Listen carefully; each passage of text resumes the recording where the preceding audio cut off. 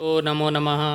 मैं संजीव कुमार कोहली और आज आप मेरे साथ अध्ययन करेंगे कक्षा 6 की हमारी संस्कृत की पाठ्य पुस्तक आमोदिनी के आकलन पृष्ठम 2 का हम आज अध्ययन करेंगे।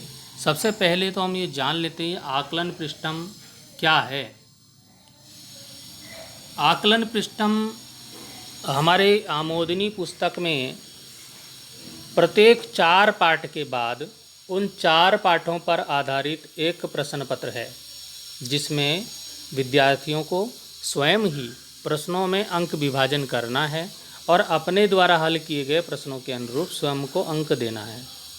तो इसलिए अब ये जो हमारा 4 पाठ के आधारित ये आकलन पृष्ठम होता है, तो जो हमने शुरू के जो 4 पाठ पढ़े थे उसका हम आकलन पृष्ठम 1 हम पढ़ चुके हैं, और जो हम अब ये बाद के हमने 4 पाठ पढ़े तो उनका हम ये आकलन पृष्ठम 2 का नाम इसको दे सकते हैं।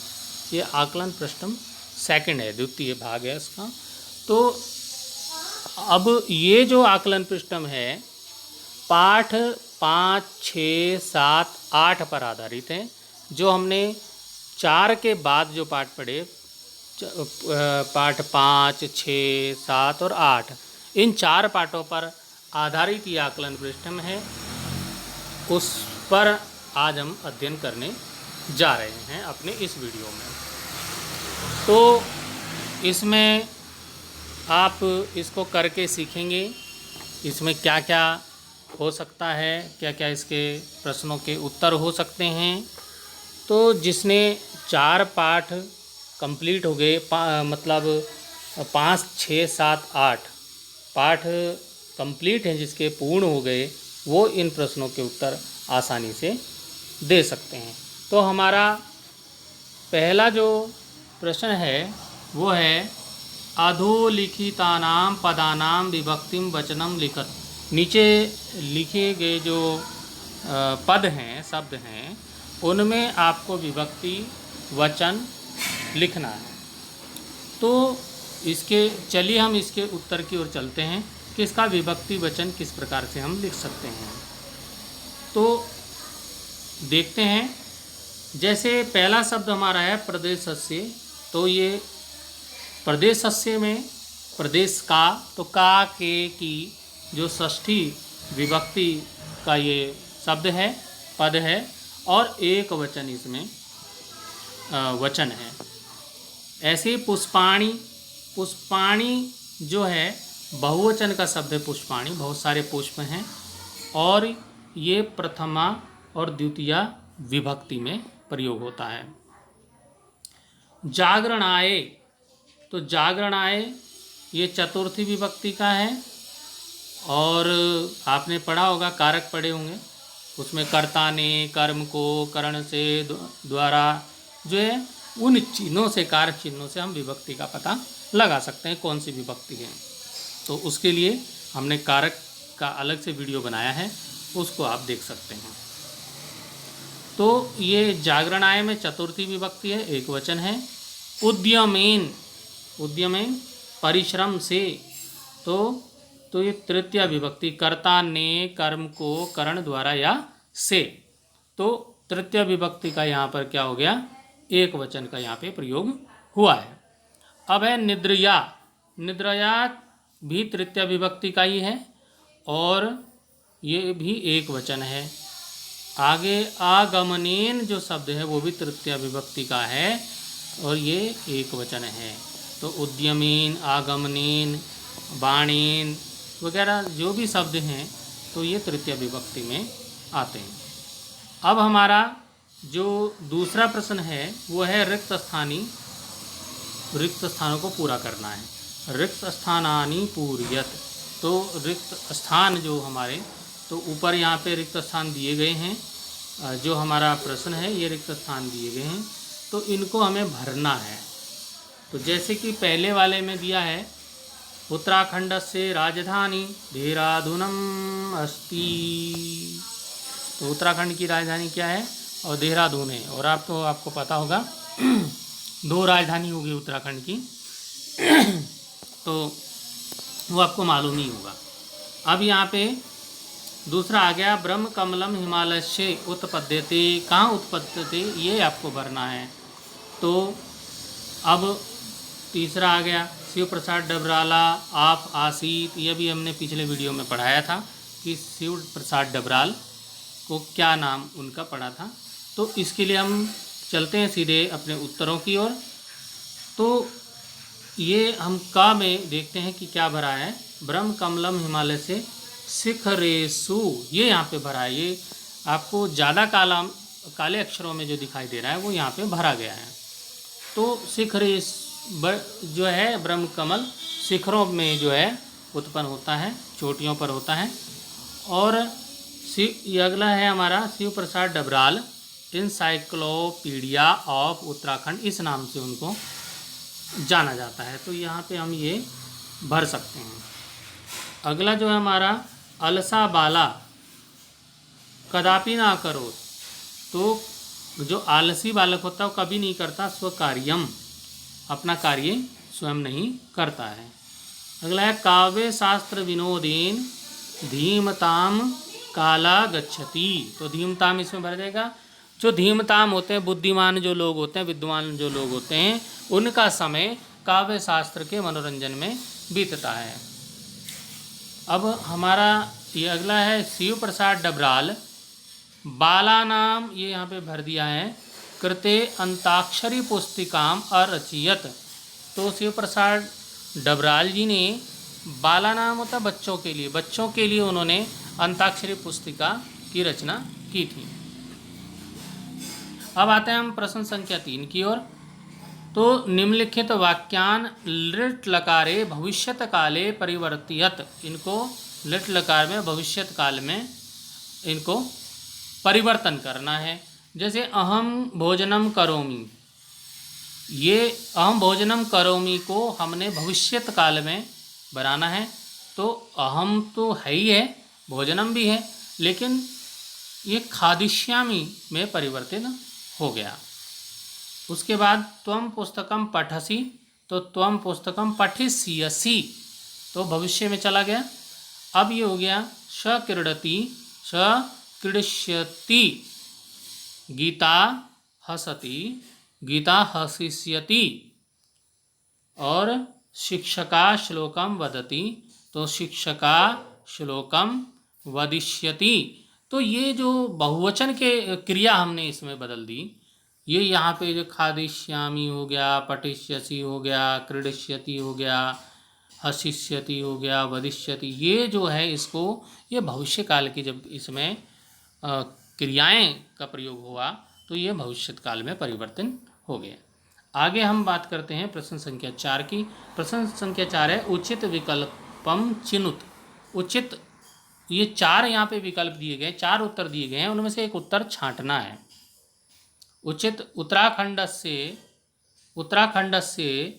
राज्य पुष्पम, उत्तराखंड का राज्य पुष्प कौन सा है बताओ। तो उत्तराखंड का राज्य पुष्प कौन सा है? ब्रह्म कमलम, ये इसका उत्तर हो जाएगा। ये क्या हो जाएगा इसका उत्तर। अगला है उत्तराखंड से राज्य चिन्ह अस्ति। उत्तराखंड का राज्य चिन्ह क्या है? तो उत्तराखंड का राज्य चिन्ह इनमें से क्या है? ये अश्वतरंगा है, पंच पर्वत श्रृंखला है, देवदारू वृक्षा है, गंगा तरंगा है। तो ये गंगा तरंगा जो इसका उत्तर हो जाएगा। ये जो हमारा उत्तराखंड का जो राज्य चिन्ह है उसमें गंगा की तरंगों का ये चिन्ह उसमें प्रयुक्त हुआ है। अब अगला है अभिवादनशील से वर्धते। जो अभिवादनशील व्यक्ति होता है उसका बढ़ता है, क्या क्या गुण उसके बढ़ते हैं? तो इनमें से क्या बढ़ता है उसका? कि बाल बढ़ते हैं, केश, धन बढ़ता है, आयु बढ़ती है, या अपयश बढ़ता है। तो इसमें से क्या होगा? जो अभिवादनशील व्यक्ति होता है उसका क्या बढ़ता है? आयु बढ़ती है। ये इसका उत्तर हो जाएगा। तो आप इसको कर सकते हैं आसानी से। हमारा अगला प्रश्न है शिव प्रसाद डबराल ना आसित। शिव प्रसाद डबराल इनमें से क्या नहीं थे? लेखक नहीं थे, इतिहासकार नहीं थे, पुरातत्ववेत्ता नहीं थे, राजनेता नहीं थे। क्या नहीं थे? तो वो नेता नहीं थे, राजनेता नहीं थे, तो ये इसका उत्तर हो जाएगा राजनेता। उत्तराखंड अस्ति, उत्तराखंड है, क्या है? क्रीड़ा क्षेत्रम है, समुद्र तटीय प्रदेश है, रत्न प्रसूता धरा है, ये राजधानी है। तो आपको मालूम ही चल गया होगा, उत्तर का पता चल गया होगा।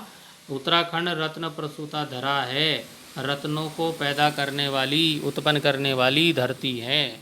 तो इस प्रकार हमने इस प्रश्न का अध्ययन किया। हमारा अगला प्रश्न है उत्तराणी लिखत, उत्तरों को लिखना है। तो उत्तराणी क्या, ये हमने जब इस पाठ का अध्ययन किया था, जिस पाठ से भी प्रश्न आया है, तो उसमें हम उत्तरों को पढ़ चुके हैं, लेकिन फिर भी हम यहाँ उत्तरों को जान लेते हैं।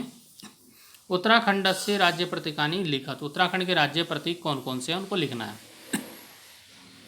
तो उत्तराखंड से राज्य पुष्पम ब्रह्मकमलम, उत्तराखंड का राज्य पुष्प ब्रह्मकमल है। वृक्ष बुरांस है, बुरांस वृक्षा। पक्षी मोनालह, मोनाल है। पशु कस्तूरी मृग है। और राज चिन्हम मुद्रायाम, राज चिन्ह जो मुद्रा है वो त्रिपर्वत श्रृंखला नाम ऊपरी अशोक स्तंभ, 3 पर्वतों की श्रृंखला के ऊपर क्या है? अशोक का स्तंभ है। अगला हमारा प्रश्न है कि अलसा बाला किम अचिंतित, अलसा वाला जो आलसी बाला है उसने क्या सोचा, क्या विचार किया उसने? तो अलसा बाला अचिंतित, आलसी बालक ने सोचा, विचार किया, अद्य हम विद्यालयम न गमिष्यामि, आज मैं विद्यालय ना जाऊंगा, आज से मैं विद्यालय नहीं जाऊंगा। उद्याने गत्वा कंदुकेन पक्षिभिः सह क्रीडिष्यामि, उद्याने गत्वा, बगीचे में जाकर, बगीचे में जाकर, कंदुकेन, कंदुकेन होता गेंद से, ये तृतीया विभक्ति हो गई, गेंद से, पक्षी भी, पक्षियों के साथ सह, क्रीडिष्यामि, भविष्य काल में खेलूँगा। तो क्या हो गया कि मैं क्या करता हूँ? उद्याने गत्वा, उद्यान में जाकर गेंद से पक्षियों के साथ खेलूँगा। अब क्या हो गया? मूर्खाणाम काला कथम गच्छति, मूर्खों का समय कैसे बीतता है? तो मूर्खों का समय कैसे बीतता है? तो मूर्खाणाम काला, मूर्खों का समय, व्यसनीन, बुरी आदतों में, निद्रया, सोने में, नींद में, कलेन वा गच्छति, और झगड़े में बीतता है। हमारा अगला प्रश्न है कि अलसा बाला कम श्लोकम अपठयत, अपठत, तो अलसा बालक कम श्लोक, तो अलसा बालक है उस कौन सा श्लोक उसे पढ़ना चाहिए, पढ़ता है, पढ़ा। तो ये क्या हो गया? अलसा बाला इमं श्लोकम अपठत, अलसा बालक ने ये श्लोक पढ़ा कि आलस्य ही मनुष्याणाम शरीरस्थो महान रिपु, आलस्य ही मनुष्य के शरीर में स्थित महान शत्रु है, महान दुश्मन है, सबसे बड़ा दुश्मन है। नासति उद्यम समो बंधु यम कृत्वा ना अवशीदति, और नासति उद्यम सम, उद्यम के समान यानी कि परिश्रम के समान कोई भी दूसरा बंधु नहीं है, बंधु होता मित्र।